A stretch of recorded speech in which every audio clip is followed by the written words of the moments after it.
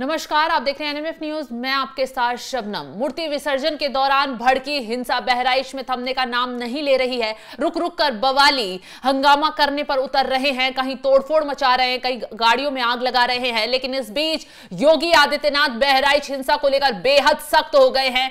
योगी आदित्यनाथ ने सख्त से सख्त आदेश दिए हैं और कहा है कि अगर कोई भी दंगा फसाद फैलाएगा उसे छोड़ा या बख्शा नहीं जाएगा। बवालियों पर सख्त से सख्त कार्रवाई के आदेश सीएम योगी आदित्यनाथ की तरफ से दिए गए हैं। इस बीच एक बड़ी खबर यह भी आ रही है कि योगी आदित्यनाथ मृतक जो गोपाल था उसके परिजनों से मुलाकात कर सकते हैं। योगी आदित्यनाथ ने उनके परिजनों से मुलाकात करने की खबर सामने आई है। कहा जा रहा है कि जल्द योगी आदित्यनाथ मृतक के परिजनों से मुलाकात करेंगे, हर संभव मदद और आरोपियों पर कार्रवाई का आश्वासन देंगे। क्योंकि जो बवाली थे जब ये मांग पर अड़े हुए हैं कि जिन्होंने भी उस युवक की हत्या की है उन पर सख्त से सख्त कार्रवाई की जाए, उन्हें तुरंत गिरफ्तार किया जाए। हालांकि इस मामले में 25 से ऊपर ज्यादा लोगों को गिरफ्तार किया जा चुका है और लगातार कार्रवाई जारी है। जो भी लोग हंगामा कर रहे हैं, तोड़फोड़ मचा रहे हैं, सड़कों पर आकर बवाल कर रहे हैं, उनके खिलाफ मोर्चा संभालते हुए खुद योगी आदित्यनाथ के सिंघम कहे जाने वाले एडीजी अमिताभ यश सड़कों पर उतर चुके हैं। हाथ में पिस्टल लेकर वो दंगाइयों को, बवालियों को चेतावनी देते हुए नजर आए और कहा कि अगर कोई हिमाकत करेगा तो उसे बख्शा नहीं जाएगा। बता दें कि अमिताभ यश को एनकाउंटर स्पेशलिस्ट कहा जाता है और उन्होंने खुद मोर्चा संभाल लिया है बहराइच की हिंसा को काबू करने के लिए। इसी बीच अब विपक्ष ने भी इस मुद्दे पर सियासत शुरू कर दी है। लेकर अखिलेश यादव से प्रियंका गांधी तक योगी आदित्यनाथ की सरकार को घेरने सड़कों पर उतर आए हैं। वहीं प्रियंका गांधी ने ट्वीट करते हुए सरकार को घेरा है। प्रियंका गांधी ने सोशल मीडिया पर एक ट्वीट किया है और बहराइच की हिंसा में लोगों से शांति बनाए रखने की अपील की है। क्या कुछ कहा प्रियंका गांधी ने, तो आपको बताते हैं। प्रियंका गांधी ने ट्वीट करते हुए लिखा, बहराइच उत्तर प्रदेश में हो रही हिंसा और प्रशासन के निष्क्रिय होने की खबरें अत्यंत दुखद और दुर्भाग्यपूर्ण हैं। मैं प्रदेश के मुख्यमंत्री जी और राज्य प्रशासन से अपील करती हूं, त्वरित एक्शन लेते हुए जनता को विश्वास में लें और हिंसा रोकें, दोषियों पर सख्त से सख्त कार्रवाई हो। तो प्रियंका गांधी कानून व्यवस्था पर सवाल उठाती नजर आ रही हैं, जबकि वो कानून व्यवस्था जो हिंसा पर लगातार काबू करने में जुटा हुआ है, खुद एडीजी सड़कों पर उतरकर मोर्चा संभाले हुए हैं। स्थिति को कहीं ना कहीं काबू में किया जा चुका है काफी हद तक, लेकिन रात के अंधेरे में कुछ बवालियों ने फिर से हिमाकत करने की कोशिश की है। वहीं दूसरी तरफ अखिलेश यादव भी अब मैदान में कूद आए हैं। उन्होंने भी शांति बनाए रखने की अपील तो की है, लेकिन कहीं ना कहीं इशारों में योगी आदित्यनाथ सरकार पर सवाल खड़े करते हुए दिखाई दिए हैं। अखिलेश यादव ने तंज कसते हुए क्या कुछ कहा वो आपको सुनवाते हैं। आईडी थोड़ा नीचे पर्सन भी थोड़ा नीचे करिए। बहुत बहराइच को लेकर के सबसे पहले तो मेरी अपील होगी कि जो पक्ष उसमें हैं सभी लोग कानून व्यवस्था बनी है उसी दिशा में काम करें। जो घटना हुई है वो दुखद है और किस कारण हुई है प्रशासन, शासन और हमारे प्रेस के साथी आप सब जानते हैं।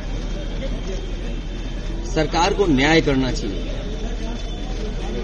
एक चौकी इंचार्ज या वहां पर मौके पे कोई और छोटा अधिकारी हट जाए, उससे कानून व्यवस्था नहीं संभलेगी।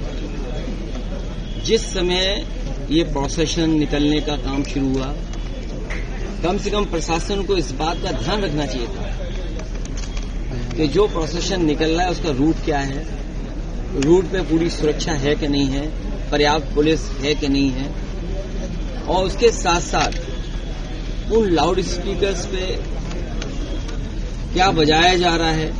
अगर ये बात मैं कहूं तो हो सकता है सरकार कुछ और बात कहे, लेकिन कम से कम प्रशासन को यह ध्यान रखना चाहिए था कि आखिरकार क्या बजा रहे हैं, क्या किसी को अपमानित कर रहे हैं। तो ये पूरी जिम्मेदारी शासन की, सरकार की थी। तो अखिलेश यादव का कहना है कि जो हिंसा भड़की है कहीं ना कहीं उपचुनाव को लेकर ये साजिश के तहत भड़काई गई है।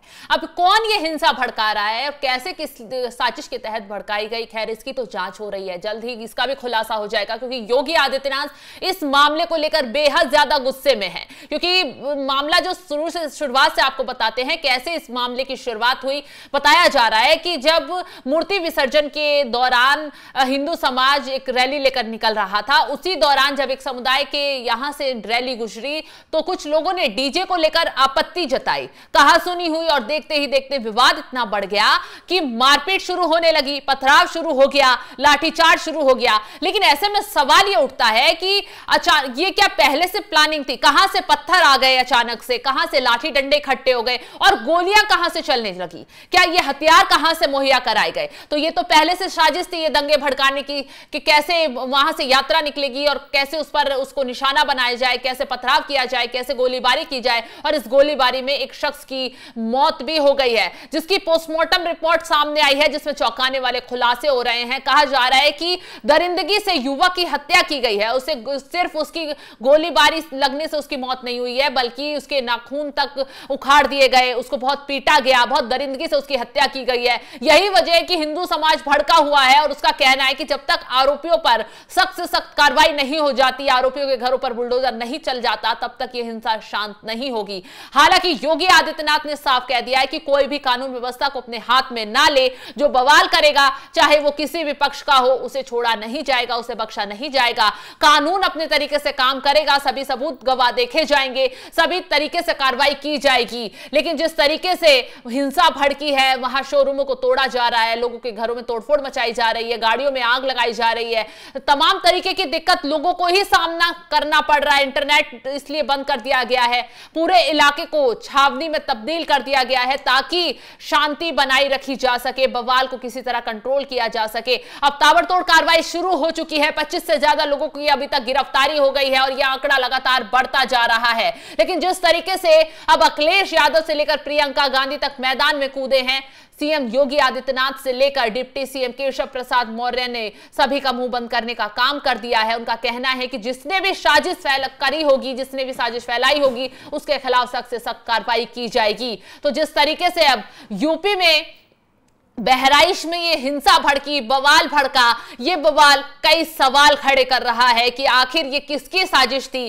क्या उपचुनाव से पहले यूपी को दहलाने, यूपी को जलाने की कोशिश की गई? क्या माहौल बिगाड़ने की, योगी सरकार को बदनाम करने की मकसद से ऐसा किया गया? हर पहलू से बारीकी से जांच की जा रही है। यही वजह है कि योगी आदित्यनाथ ने समय रहते एक बड़ी बैठक बुलाई, पूरी सिचुएशन की जानकारी ली, एक एक मुद्दे पर जानकारी मिली और ली है और उन्होंने सख्त कार्रवाई के आदेश दे दिए हैं। फिलहाल जिस तरीके से एक्शन बहराइच में लिया जा रहा है वो वाकई बहुत सख्ती से लिया जा रहा है। इस खबर पर आप क्या सोचते हैं, आपकी राय क्या है? कमेंट कर अपनी राय जरूर बताएं और तमाम खबरों की अपडेट के लिए आप बने रहिए हमारे साथ। नमस्कार।